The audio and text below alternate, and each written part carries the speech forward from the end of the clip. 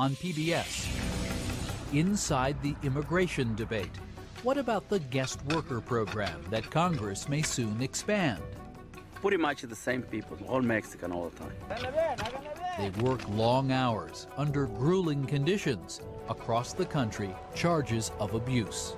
He has to put up with whatever crap that employer wants to put on him. He has no choice. I've seen workers get fired for asking for clean drinking water. And will sanctions work against Iran? It's infinitely difficult in terms of diplomacy, but antagonizing the people of the Middle East does not work.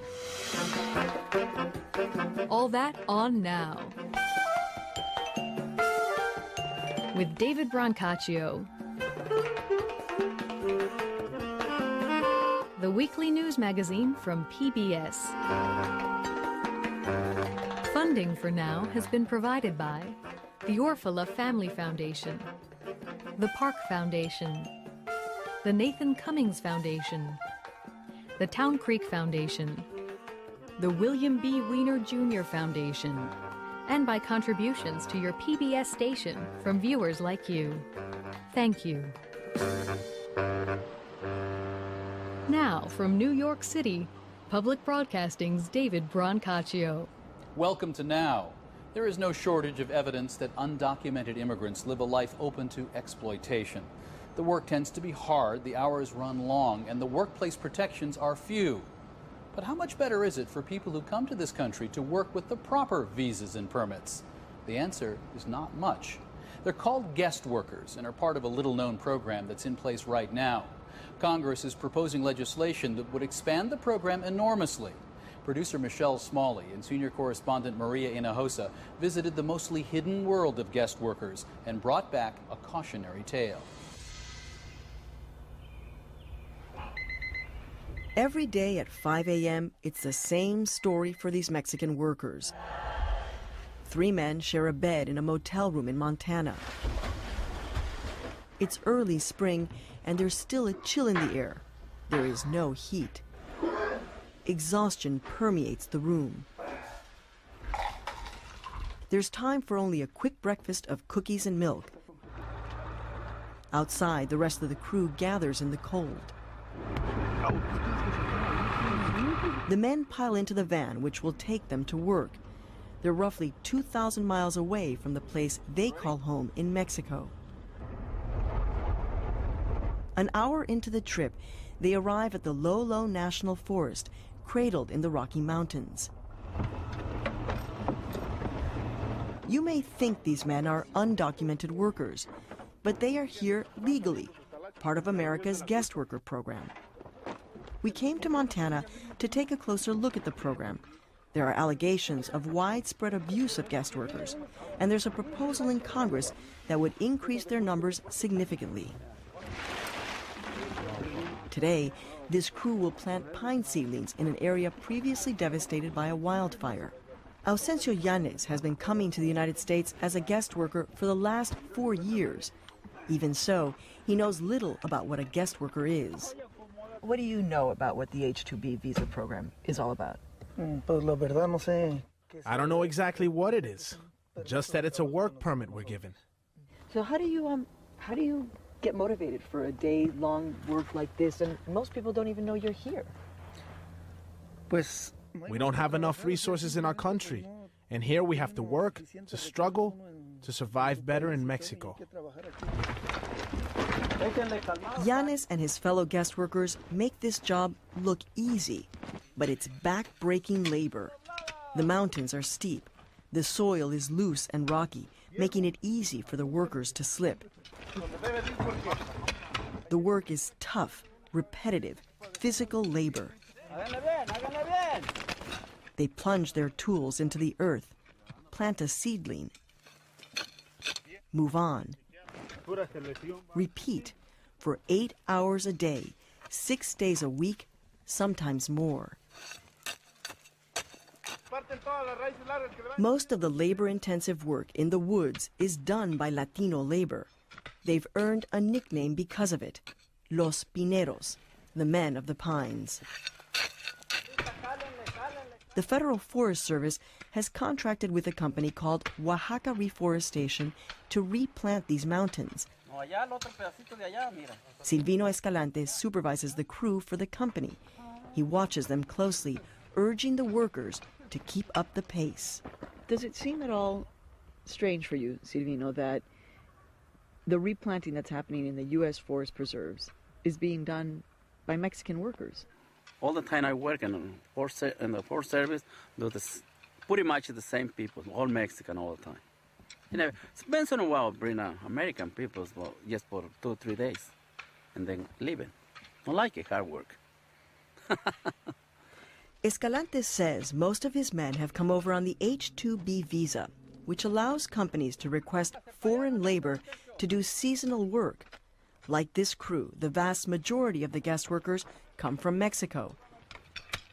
Escalante says the program has been good for the workers because they're here legally. You would say your workers feel more secure because they have H-2B visas. They don't have to worry about the immigration coming in I think so. and doing raids. Yeah, the way I heard, the people feel more comfortable, more happy, and more happy. You think it makes them better workers? I think so. Mm-hmm. Better workers in Escalante's world may mean harder workers. While we were there, production was non-stop. The only break, if you want to call it that, was when the crew climbed back up the mountain to stock up on more seedlings, which they did 3 times during the day. There was also a paid lunch break, so to speak. The men gathered round, heating tortillas on a small burner, but the meal only lasted 18 minutes. The crew was alone in the woods, except for 2 Forest Service inspectors. The government employees trailed the team at a distance. Their job is to make sure the planting is up to specifications. And so the actual role of the U.S. Forest Service in a contract like this is what? Is to ensure that the work that we need to have done is being done appropriately and correctly to an acceptable quality. But it's about the trees. Right. It's not necessarily about the workers. No. The government has no hard statistics on how many guest workers are actually in the country. The best estimate is roughly 120,000, the number of visas that have been issued. Around the country, there have been news accounts and lawsuits highlighting the exploitation and lack of oversight of guest workers. So there's mounting pressure on the Forest Service to look after the workers and not just the trees. Our people are trained in natural resources. That's their background. That's what they know how to do. But we have had a lot of recent training and education on what to look for in terms of the workers. And what, up until now, have you noticed from your own teams that are doing inspections here? I've noticed, again, with this particular contract, and this is the 2nd year of this contract with this company, it's been exceptionally high quality.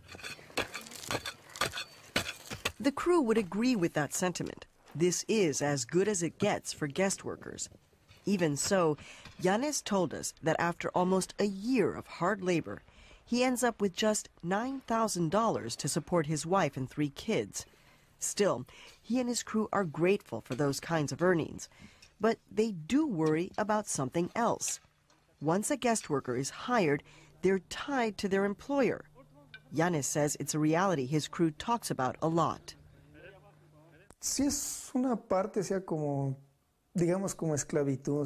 In a way, it might feel like slavery. When you have that visa, you work for that particular company. You can't go work for another company. So in that sense, you are enslaved. What happens is that if you wanted to ask for, say, a raise, if the boss realizes you're the one organizing it, the next year there's no visa for you. You get cut off. When you hear Americans saying that workers like you are taking jobs away from American citizens, what do you say? I would simply like to see them do that work, and I don't see them doing it. That's why we Hispanos are here, because of that difficult work. They wouldn't do it, and much less for the pay one gets. We bring in single males, able-bodied, we use them, and then we want them to go back home. Roman Ramos is a paralegal with the Texas Rio Grande Legal Aid. Over the course of his career, he's advocated for numerous guest workers in their complaints of unfair treatment by U.S. companies. Ramos is part of a growing chorus of critics who believe the guest worker program is good in theory, but is often highly exploitative in practice. The guest worker comes into the country after going through a great deal of expense.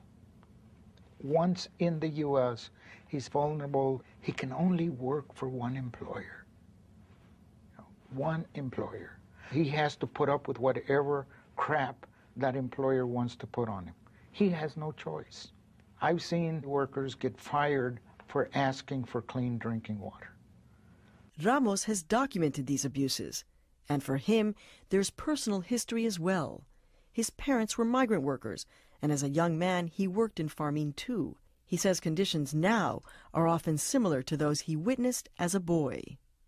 In most of these jobs, or in isolated areas, the workers are sort of kept separate and apart from society. Talk about dependency, talk about isolation. You depend on this person for your basic survival, food. And then you got to depend on him to take you into town to buy the damn food. Just how bad can it get for guest workers? Meet Hugo Martín Recinos. 6 years ago, Recinos says he worked as a farmer in Guatemala, earning the equivalent of $2 a day while supporting his family. He says a cousin told him about a recruiter in Guatemala who was looking for workers to reforest private lands in the United States. They told us it was to plant pine trees. But in Guatemala, we didn't know anything about what it meant to plant pine trees. I asked him how much it would cost to get the job, and he said all the expenses would be $1,600. I told him that would be fine, because I needed to improve my family's situation. $1,600, a fortune in Recinos' world, but he was told it was the only way to get the job, which is why, he says, he agreed to the next demand. He claims the recruiter asked for the deed to Recinos' family home as collateral. We had to leave the deed with them, so once we got to the United States, no one would run off. No one would leave the company. And if you left the company, they told us we'd lose our property. Recinos came to the States and began working with a company called Express Forestry. He was told he would receive an hourly wage, but once he began working, he says the company reneged and paid him for piecework. He was paid for the number of trees he planted. In the end, he says, he sometimes made less than minimum wage. When you first got to the United States, you were coming legally to work here as a guest worker. What was going on inside for you?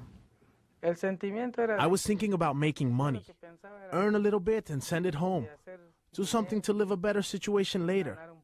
When I got here, everything changed. You didn't earn that much in that company. It was hard to make money. Recinos says Express Forestry deducted the cost of the equipment from his paycheck and that he also had to pay for motel rooms while on location. After taxes and with all of his expenses, he says he sometimes made as little as $50 a day. Recinos also claims he typically worked 60 to 70 hours a week, sometimes more, and says he never received any overtime compensation. To save money, he told us he shared a room with 4 or 5 other workers. He says the few times he attempted to question how dire his situation had become, his job was threatened. You understood that you were in this country legally, and yet you felt like you had no rights? You have no idea, no experience in this country. No one has told you what your rights are. No one told us how to live here in the U.S. We lived from work to the motel, and from the motel to work. Recinos slowly began to realize that his work conditions would not get any better. And then, at the end of his 4th season, he says Express Forestry stopped paying him altogether. He alleges he confronted management and got the runaround. Eventually, working with the Southern Poverty Law Center, he filed a lawsuit against the company, claiming violations of minimum wage and overtime protections. Resino says he has still not received the deed to his family's land. We made repeated attempts to contact Express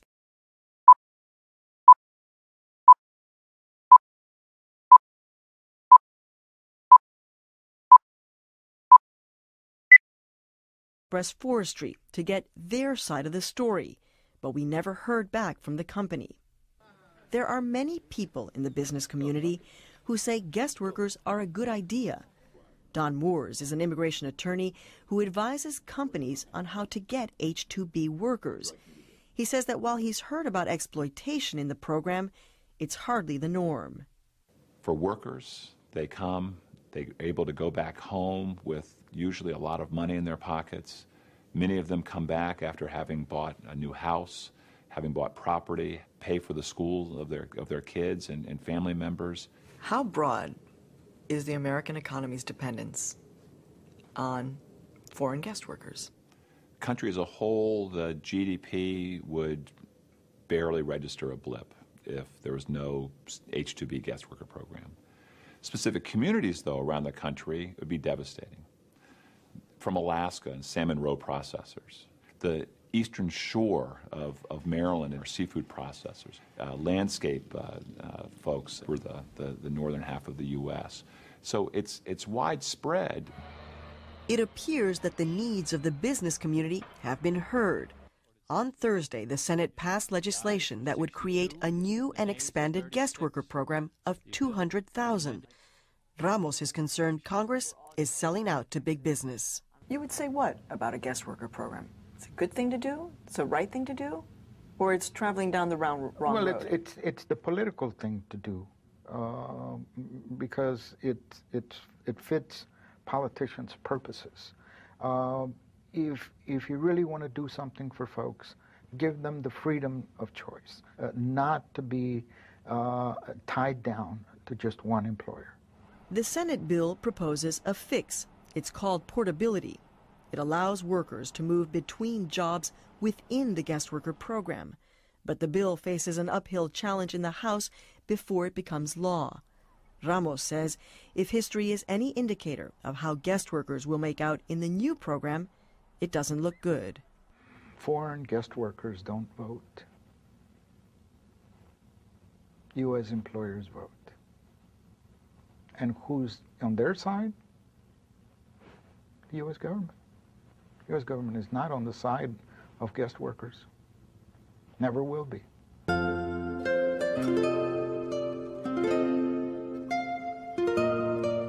Once again, from New York City, Public Broadcasting's David Brancaccio. If you're looking for something interesting to do with your internet connection, you can get more on the guest worker program and proposed legislation. The address is pbs.org. Now, since you've been favoring us with your time, we'll try to favor you with some perspective on this key issue that faces us. What to do about the one, not with the Q, but with the N, Iran, the country the U.S. suspects of developing nuclear weapons. Iran's UN ambassador said late this week his country wants to work directly with the U.S. to resolve the nuclear issue. But first, the U.S. has to agree that Iran has a right to nuclear technology for peaceful purposes. U.S. officials reject talks unless Iran stops enriching uranium. Joining me with a special perspective is the Iranian-French journalist Lila Azam-Zanganeh, who has recently edited a collection of essays about contemporary Iranian culture and politics. Welcome, Lila. Thank you. So here we are again, another Middle Eastern country that looks dangerous, looks spooky. What can we learn about the U.S. experience in Iraq that might help us find a path forward in Iran? Well, certainly one of the first things that we can learn from the Iraqi experience is that violence does not work. Antagonizing the people of the Middle East does not work. Unfortunately, the more you call them evil, the more you refuse to engage in dialogue, the more you conjure up a reality that perhaps didn't quite exist in that way before you pronounce those words. It's hard to be friendly, though, with that Iranian regime. I mean, they are pretty extreme, and it makes it easier for the Bush administration to wedge Iran into their axis of evil paradigm when the president of Iran says things like the Holocaust is a myth. Of course, it's a tricky situation. It's infinitely difficult in terms of diplomacy, but it's also vital at this point for the American government to try and engage them in a way. There was a letter, as you know, that was published by Mr. Ahmadinejad to President Bush a few weeks ago. The famous 18-page letter from the Iranian president. Exactly. And that letter, in reality, was reeking with insecurity and inferiority complex, and those people, they're just waiting to be addressed. And the more you address them, even if it's in a diplomatic way, even if you're playing games and you know you never lose track of who you're really talking to, that's how you're going to break the ice and be able to make progress. And that's a more cunning and probably a more efficient way to get out of the deadlock today. You see these signs of insecurity in that famous letter. Do you think it's the president of Iran, or do you think it is symbolic of a deeper insecurity that you might see more pervasively in Iranian culture? Of course, I think it's both. And part of the reason why people have been talking about the nuclear bomb is that it gives them a sense of identity. The more they say, well, we are a power tool, we exist, we want to be counted in the nuclear clan and in the nuclear game. And that speaks to, of course, an enormous identity crisis after 20 years of Islamic revolution. And when you think of the fact that these people are so very different from their leaders, they're humane, they have very private lives, they go about thinking their own thoughts, having their own political hopes and dreams. And of course they're taken aback, they're puzzled, they're frustrated to see that the government that represents them, unfortunately, is not an accurate image of who they are, but what they share is this deep sense of fear and, again, insecurity. It's one of the ironies, because this government that is so repressive of any kind of dissident thought. I mean, just this week there was practically a riot by some Iranian students. A lot of rocks were thrown, some police went to the hospital, some students, there were arrests. That same government, someone like you, is asking us to take it slowly, to engage. There's no irony there? Of course there is, but again, unfortunately, I personally don't believe that politics is necessarily the realm for morals. With Iran, you need a more pragmatic approach. Otherwise, we're on a collision course, and collision is not a good idea for Iran, because as we saw in Iraq, as you just said, we're not even talking about invasion, but if there are military strikes against Iran, the consequences can be devastating, both for the population of Iran and in terms of Middle Eastern geopolitics. So you have to try, in order to somehow divert this collision from happening, you must try to engage them somehow. We should try and open up Iran. Of course, that's counterintuitive, because when you're dealing with a very fierce enemy, you just want to antagonize it and threaten it and tell him you're going to crush him with all your might. But maybe that's not the right way. Opening the country is an enormous hope for Iran, because Iran is a very educated country, quite different in many ways from neighboring Arab countries in terms of the education of girls, for instance. 60% of students at the University of Tehran are girls. They can work, they can drive, they have public jobs, you have women in parliament, you have women lawyers, as we know because of the Nobel Peace Prize of 2003, Shireen Ebadi. There's an electoral process. You have a thriving civil society in Iran. And the more you give it a chance to speak, the more you are really fueling the hope of Iran. And there is so much of it. It's not just education, it's also youth. 70% of the country is under the age of 30. Well, that's an important point, Leila, that it is a very young country, as you say.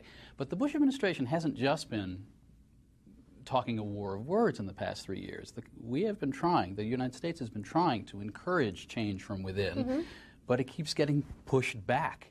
We have to let time run its course. I think there is great hope for democracy in Iran, but it's not going to be tomorrow. Look even at the Soviet Union and Putin and all the convulsions. It might come 40, 50 years. I believe Iran might well be one of the first real home-bred democracies of the Middle East, but it's not going to happen tomorrow. And I know in the meantime the situation is very tricky, it's awfully difficult and very, very complex, but there are still ways to talk to them before it's too late. And we must talk to Iran. Well, Leila, thank you. Thank you. Journalist Leila Azam-Zanganeh is a social critic and a writer, as well as the editor of My Sister Guard Your Veil, My Brother Guard Your Eyes, Uncensored Iranian Voices.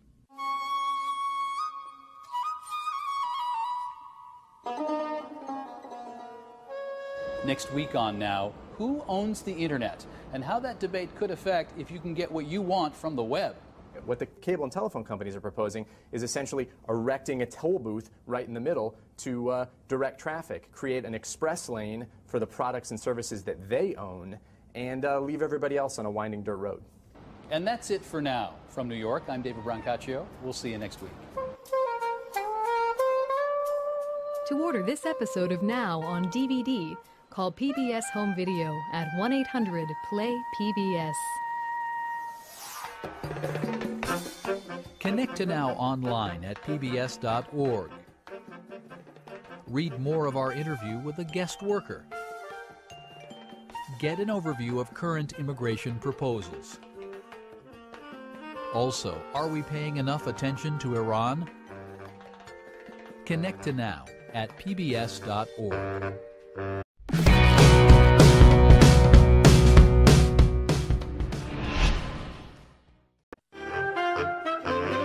Now on PBS. Inside the immigration debate. What about the guest worker program that Congress may soon expand? Pretty much the same people, all Mexican all the time. They work long hours under grueling conditions. Across the country, charges of abuse. He has to put up with whatever crap that employer wants to put on him. He has no choice. I've seen workers get fired for asking for clean drinking water. And will sanctions work against Iran? It's infinitely difficult in terms of diplomacy, but antagonizing the people of the Middle East does not work. All that on Now.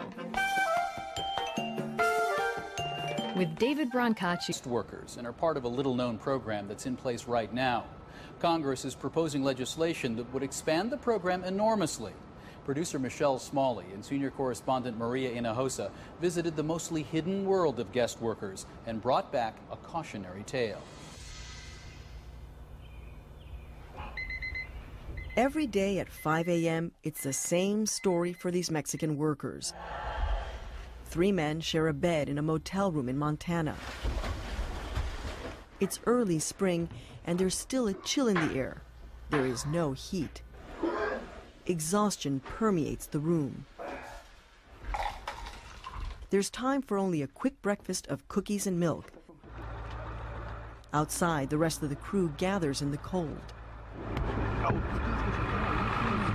The men pile into the van, which will take them to work. They're roughly 2,000 miles away from the place they call home. The weekly news magazine from PBS. Funding for Now has been provided by the Orfalea Family Foundation, the Park Foundation, the Nathan Cummings Foundation, the Town Creek Foundation, the William B. Weiner Jr. Foundation, and by contributions to your PBS station from viewers like you. Thank you. Now, from New York City, Public Broadcasting's David Brancaccio. Welcome to Now. There is no shortage of evidence that undocumented immigrants live a life open to exploitation. The work tends to be hard, the hours run long, and the workplace protections are few. But how much better is it for people who come to this country to work with the proper visas and permits? The answer is not much. They're called guest permit we're given. So how do you get motivated for a day-long work like this? And most people don't even know you're here. We don't have enough resources in our country. And here we have to work, to struggle, to survive better in Mexico. Yanis and his fellow guest workers make this job look easy, but it's back-breaking labor. The mountains are steep. The soil is loose and rocky, making it easy for the workers to slip. The work is tough, repetitive, physical labor. They plunge their tools into the earth, plant a seedling, move on, repeat for 8 hours a day, 6 days a week, sometimes more. Most home in Mexico. An hour into the trip, they arrive at the Lolo National Forest, cradled in the Rocky Mountains. You may think these men are undocumented workers, but they are here legally, part of America's guest worker program. We came to Montana to take a closer look at the program. There are allegations of widespread abuse of guest workers, and there's a proposal in Congress that would increase their numbers significantly. Today, this crew will plant pine seedlings in an area previously devastated by a wildfire. Ausencio Yanes has been coming to the United States as a guest worker for the last 4 years. Even so, he knows little about what a guest worker is. What do you know about what the H-2B visa program is all about? I don't know exactly what it is, just that it's a work